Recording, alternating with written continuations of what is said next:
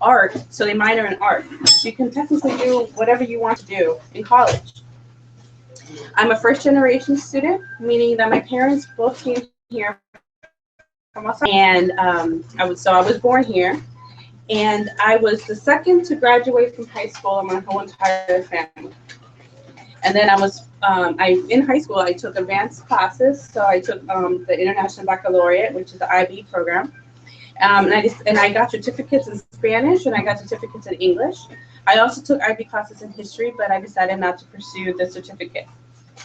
And also, I was the first to graduate. First off, I was first to go to college, to a four-year institution, and I was the first to graduate from college, which was a milestone personally and for my family. I've never cried harder in my whole entire life than the day that I graduated from college.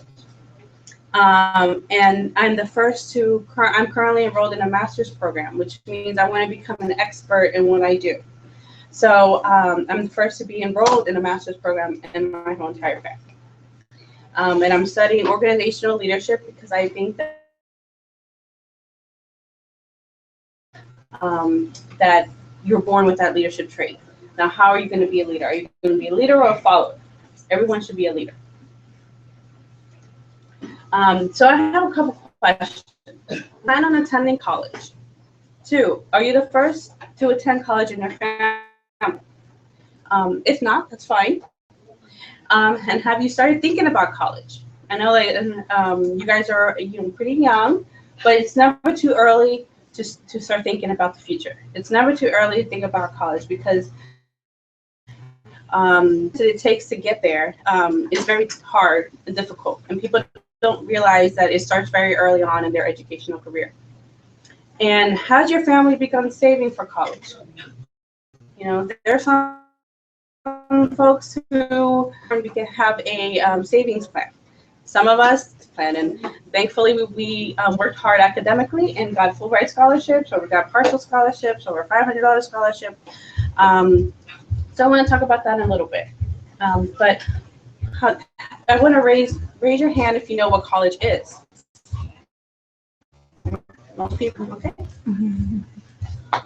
So I'm going to talk about a little bit of the reasons why the students don't want to go to college. 1, finances. It's too expensive. Is one of the #1 reasons why people don't go. If you look at the average of schools, if you go to in-state, you're looking at about $16,000 to $20,000 a year. If you go to a private school, in-state, about 20, depending on which school you go to, and then these can go up to $50,000 in a year, $50,000 a year. So I have friends who have graduated with $200,000 in debt, which you can buy a house for that amount of money. But early on, academically, make sure that you still have the option of having resources, which is financial aid.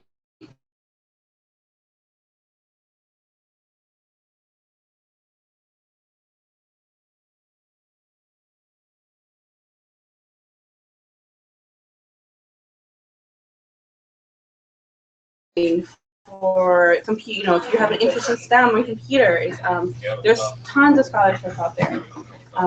You just have to make sure that you look for them.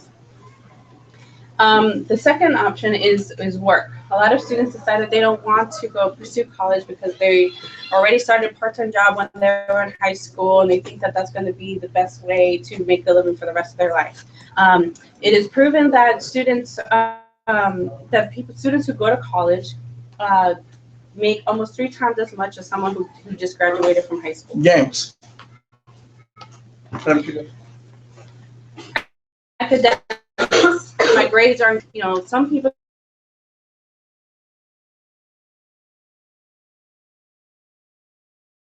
is options. Option is there are always community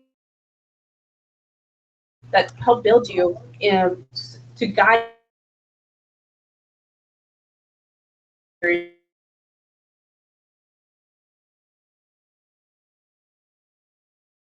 program to attend their program, if you have good grades, you can automatically get enrolled into a four-year institution in any in-state school in Virginia, whether that be Old Dominion University, James Madison University, George Mason University, Virginia Tech. They have partnerships already in place for you to be able to go automatically.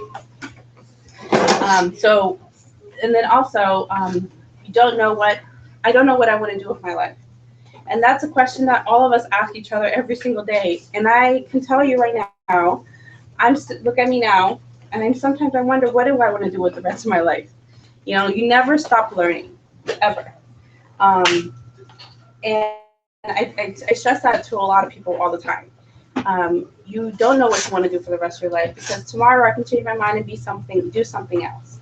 But being in college gives you an opportunity to learn what you like. You can actually go into college knowing, go into an undecided student. So you don't have to have a major. You know, you take a various array of classes, and it tells you where you're at. So you can take a couple of major. Oh, I took a couple of arts classes, and I want to be an arts major. Oh, I really like graphic design. Like, you take a couple of those. So you don't have to decide what you want to do. You have actually 2 years, and those 4 years that you're there, 2 years to decide what you want to do. And then the last part is family parents never went to college, because it's something that you're gonna use for the rest of your life. You're gonna use in the real world. And when we say real world, is your career. This is who you're gonna become. Like, how are you gonna make an impact in the world? You know, people look for your credentials when when you want to talk to a teacher. The teacher went to school to be a teacher. You know, when you look at an engineer, they went to school to be an engineer. You don't want someone who went to learn to be a teacher building your bridges. You want an engineer. So you want experts in those fields. And you want to be an expert in that field, then you should go to college as well. That's not necessarily true. I'm sorry? That's not necessarily true. You know, I know some of the top programmers who have degrees in English. Mm-hmm. They're getting a degree in computer science or IT stuff. So the degree basically says you have the capacity to learn. You have the capacity to learn, yes, you're right. Not that you're going to do this type of job for the rest of your life. No, and actually you're right. Sometimes some people do get degrees in one thing and they do something completely different. But what you learn in college, sometimes they took 2 classes in college and made them, you know what, I really like this, but I'm already on this track. Or they did an internship, early in their college years, that gave them the ability to learn and be more experienced in what they wanted to do. So not always just because of their degree, but they may have had an interest and being more involved in that career path. What the degree says, you have the capacity to learn. That's what the degree says. Mm-hmm. Yeah, but Kevin, also you have to understand that if, let's say, you're a doctor and you don't have your degree, you become liable, you become a problem, and that doesn't show the capacity. But the reality is, for you to become acceptable by the society, you have to pass the exam. Exactly, and that's the whole point. You have to have a proof that what you can do is acceptable. So, and we can talk about that later, don't worry. Just let her finish what she has to say. No worries. So the importance of college, like this, some of these, I spoke to a lot of my friends, I've talked to other professionals about what is the importance and benefits of going to college. The college experience, you're a young adult. You learn to take certain classes that interest you. You extracurricular activities, which means like if you're not on the sports team, but you can take intramural sports, or you can be part of different clubs that are related to your mission. Like I was part of a Latina club, and so I did a lot of Latino activities. There are so many opportunities within the university for you to succeed, and then you meet new friends. Like when I went to college, I knew no one from so I made a completely new set of friends who are still my friends today. Time management, which is very important in your education, even now. You have to make sure you allocate enough time when you're in classes, you allocate enough time to do your homework, you write your essays, and even later in life, your priorities. When you're in the workforce like I am, I have to make sure I prioritize all my activities, all my planning. And I carry a planner with me every day, which tells me, hey, I have to be here at 4:30 for my 5 o'clock presentation. So you learn to manage your time correctly. Make sure that you have you're better prepared. Like you have to study in 1 week in advance for an exam, not the day before. The resources in college, there's centers available. Like there's tutors there for English, for math, for science, and all that's paid for through your tuition. So use them. Networking. You can network with when you graduate. You're like, okay, how do I look for a job? Sometimes, you do it through your friends. Sometimes a professor knows that some organization is hiring. There's alumni networks. So that means alumni networks mean that if you graduate from university, you become an alum. And those people who have graduated can help you find a job. And then community service and outreach. Learn the meaning to give back to others. Some schools, for example, Marymount, their focus is helping others. That's one of the missions. So when I graduated, I thought I was going to be a PR guru, a public relations person. But through my involvement into everything I was doing with my organizations, I realized I want to help people. I want to help people who were in the same position I was when I was in high school.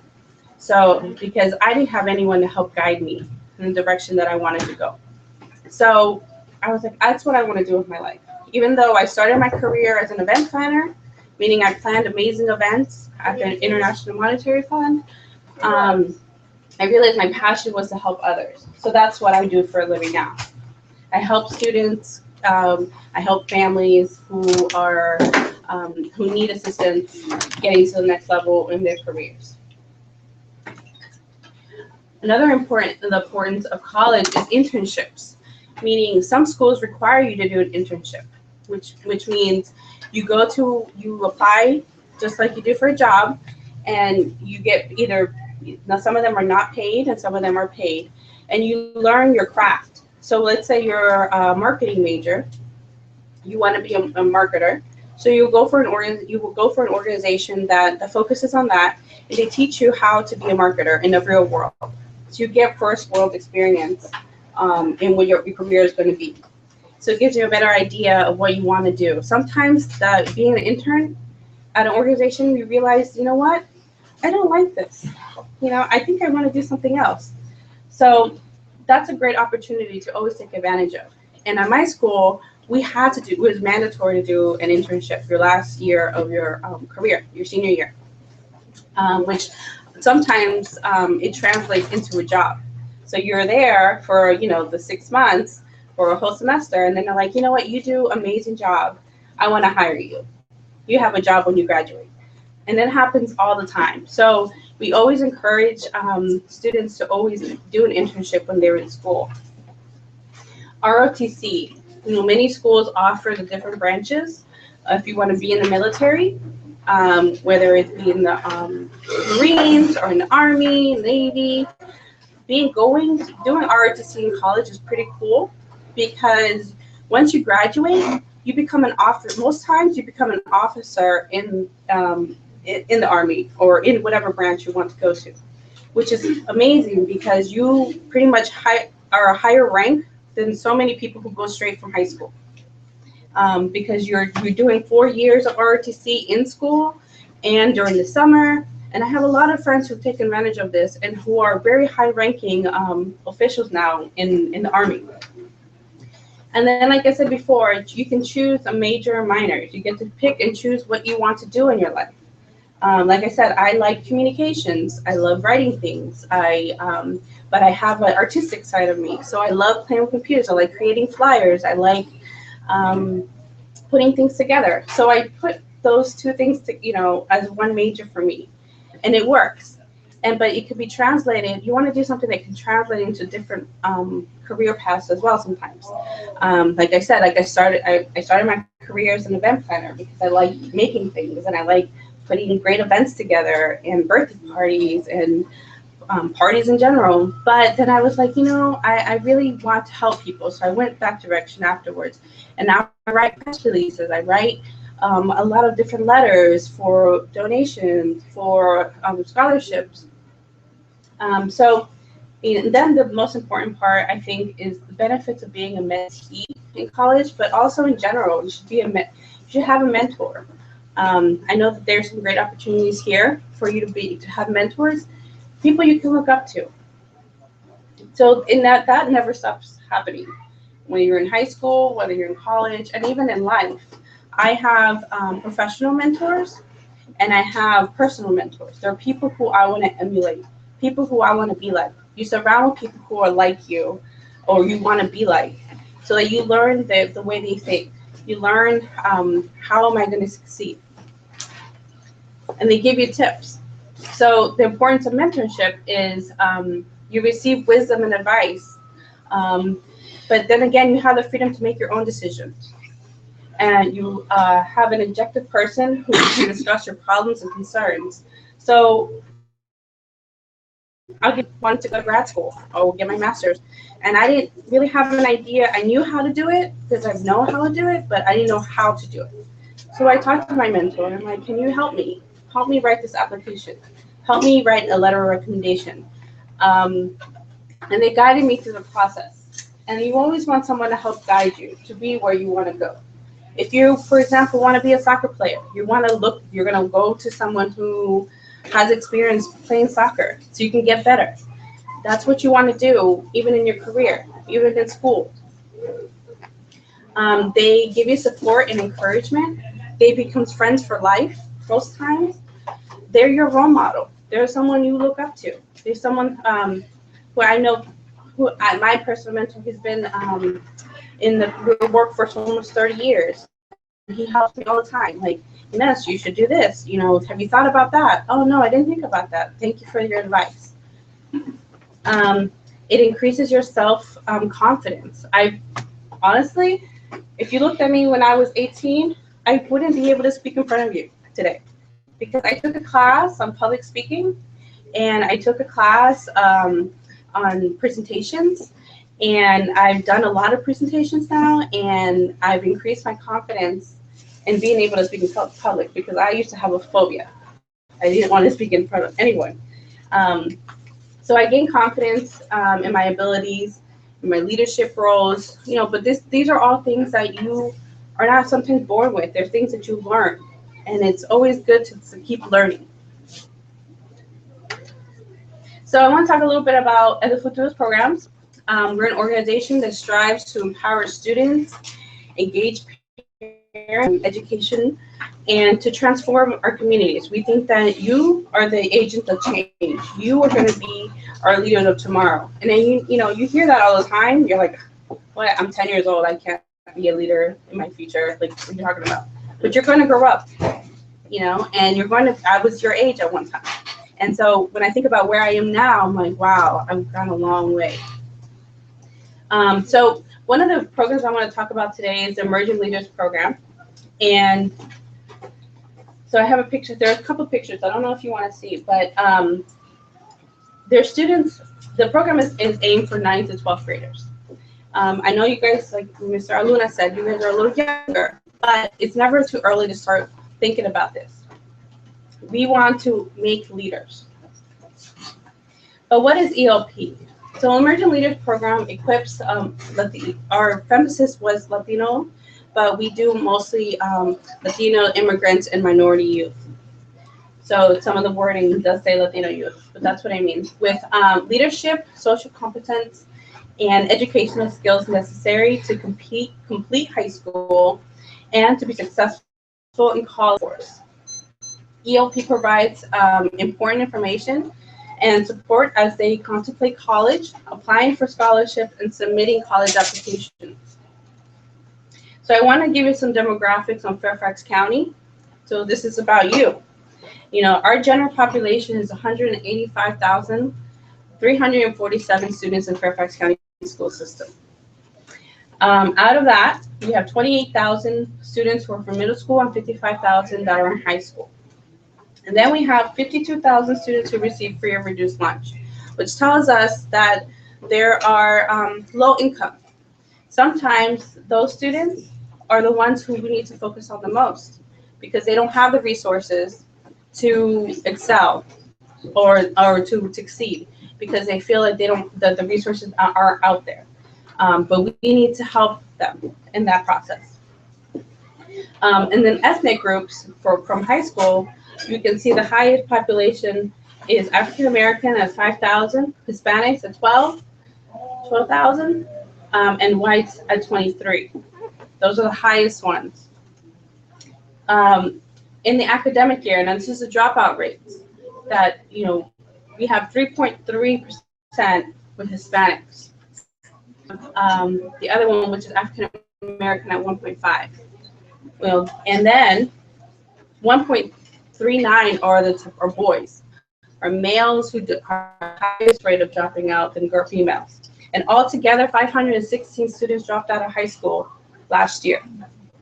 That's high. The number one reason why students dropped out was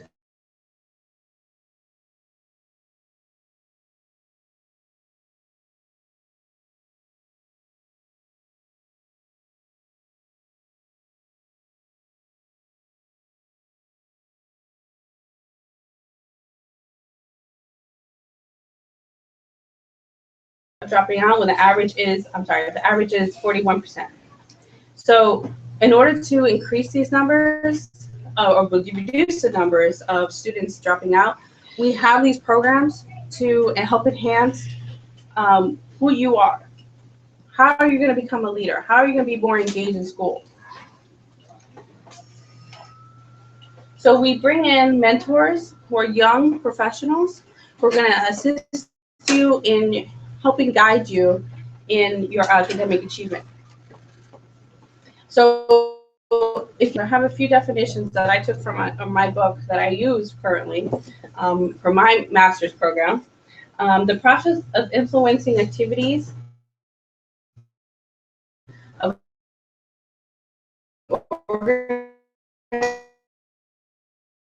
group movement. What does that mean? It means that help enhance who you graduate from college and make sure, graduate from high school, and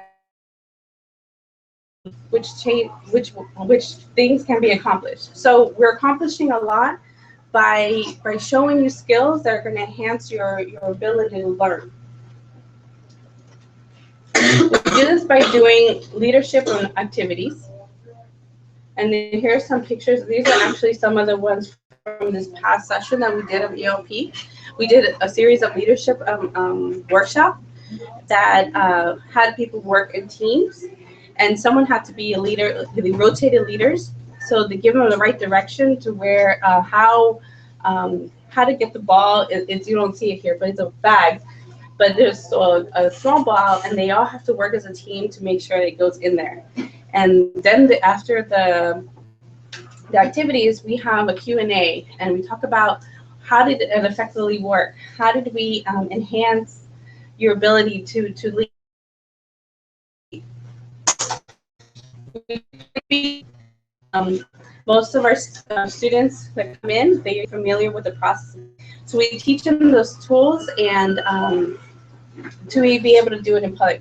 We do that also by doing a speech competition, which we do at the end of the session, but they practice after. They do it every workshop. They do a little bit to add on to their speech, and at the end of the 6 weeks, the end of the 6 weeks, they have the ability to talk to their peers in public and share their story. And then there's a judge. There are a series of judges that evaluate you, and you have the ability to win a scholarship. Not scholarship, for 100 nominations, $25 to $50. We do resume writing and interview skills. So many of our students have never even written a resume. You don't even know what a resume is. A resume is a document that you give when you're applying for something. You can be applying for schools, they ask you for a resume. If they can be applying for a job, they ask you for a resume. So it's a comprehensive form that shows who you are in a series of bullets very quickly. Usually it's about a page long to 2 pages, depending on where you are in your career. And as a student, you probably will only have half a page, which is fine, as long as you can show what skills can you offer me. And then also interview skills, which sometimes you're going to have to interview for work, a part-time job. How do you do that? How do you, if you're applying for a scholarship in your high school, like some of them require you to submit a resume, some of them require you to do an interview.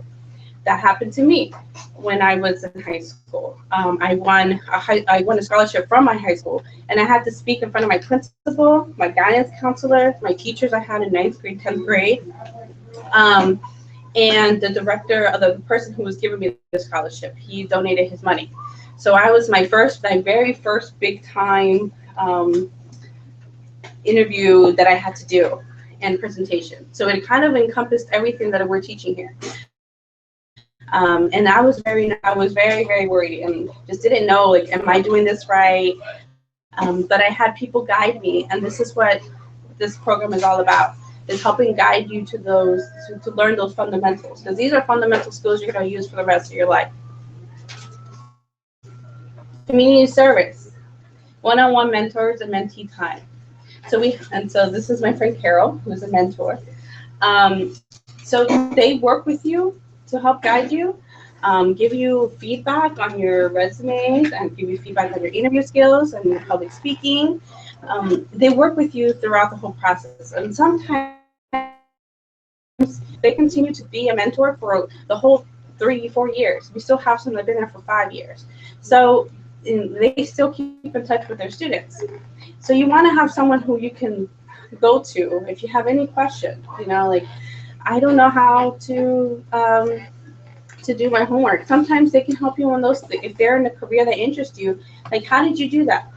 Something just a simple question is like, how did you get there? And they can help guide you to that. What did they do differently? You do career panels. So we get some folks who want to volunteer their time also, who are willing to talk about what they do for a living. It gives you a one-on-one experience to ask me questions on what they're doing in their field, and how did you study in school? What was your first job? So it's a really great experience to have a Q&A, have them talk about their experiences, and the youth really do love that part. We also we do college 101 workshops where we present on financial aid with students and parents, and we do university visits. I didn't put on there also, but we also talk about how to apply for college. Some of them I've never seen a college application. And so, and honestly, the process keeps changing every single year. Right now, it's starting to go virtual. So back in my day, everything was paper, and now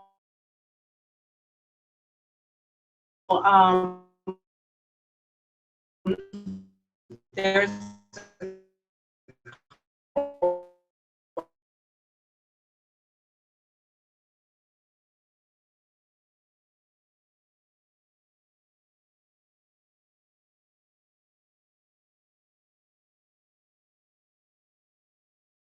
applications.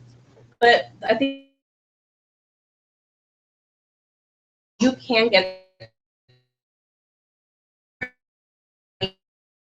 was an abstract thought. Like, I didn't think that I could get there. Like, what is it? But once I started going to colleges and seeing what it was like, I'm like, I want to be that kid that goes to college. And then team building. I know you are very familiar with team building, but team building never stops. You do that in your real world work. I rely on my team. We delegate tasks. We have to work together to make sure that we accomplish our goal. So that's another and EOP program is team building as well. And culture and self-discovery, vision for my future. How many of you have done a vision board? No? Does anyone know what a vision board is? So I want you to have an assignment for you to go home and make sure that you find some magazines and cut things out cut things out that you want in the future. When I say vision, like where do you want to be in a year? Where do you want to be in 10 years? Do you decide what you want to put on that board and post? And when you're done, you post it all, and you see this is where I want to be in my life. And so that's what.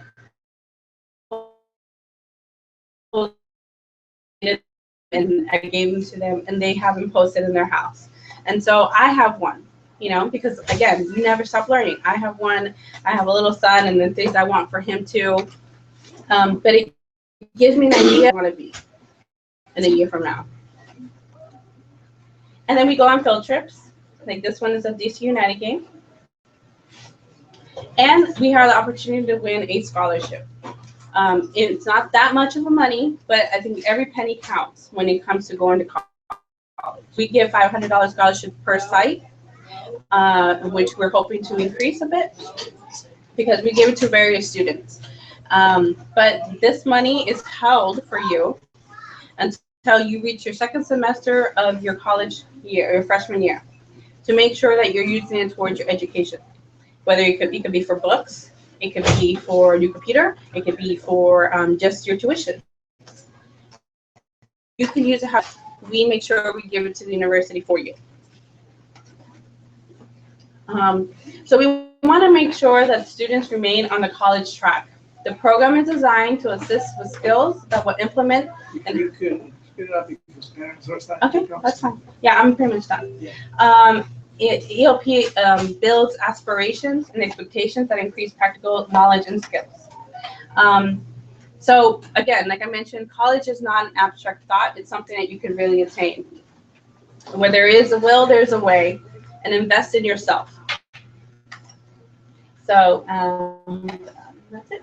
And so we're going to be doing a family on Wednesday the 22nd. So with Deloitte, and that's it. Thank you so much. Yeah.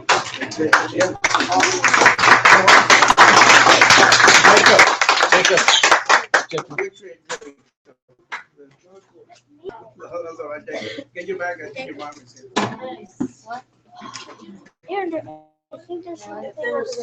So, no, you, Jacob. Yeah. Is that you? Is that you? No, it's the other Jacob. Yeah, other Jacob.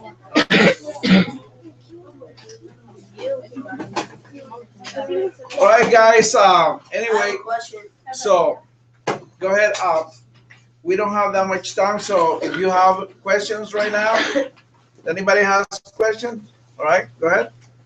Sit down, please. Jacob, sit down. Price, how much does the price like range from? For the program? Yes. It's free. My favorite price. Free.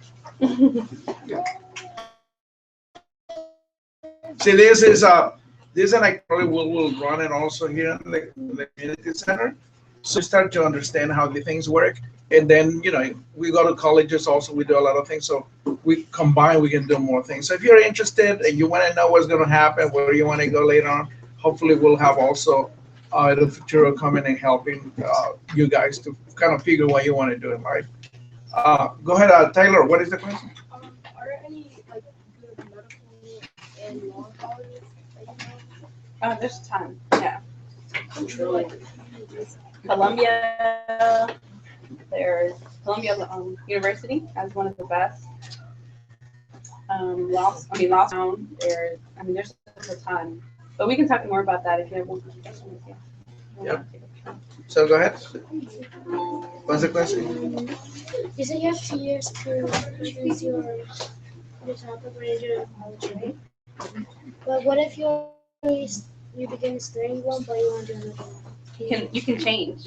When I started at Marymount, I was actually a graphic design major, and I was a communication minor. And then after my sophomore year, I decided I like my communication class, so I just switched it. But there's people completely switch, and you can always do that. And there are people that actually switch careers. Yeah. We have a guy that used to go to space camp, and he went for 4 years to space camp. He wanted to be an engineer, aeronautical engineer. He went to, I believe, either Georgia Tech or one of those places. Went 1 year into engineering, and then the next year he went to medical emergency assistant.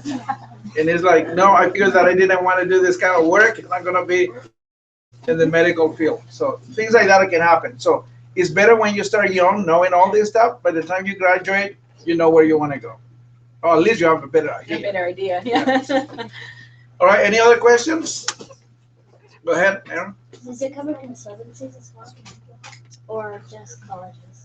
What do you, Musical consultancies. Like music. oh, that technically falls under the same category, yeah. You still get. Yeah, there's some schools that offer, but they have assistants and they do everything that.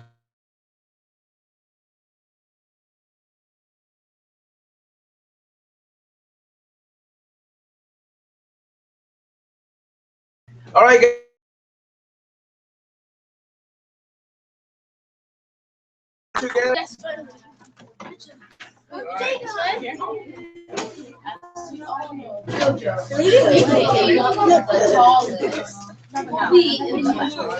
All right, guys, get a run. Miss Inez, just be here. I got you. See, that means And then one, everybody's gonna. these are the ones, and you understand that? Actually, go ahead and give me I want that. that one with the night sticker. And I want everybody around her, please. And take them, put them in that book bag. Do not lose them.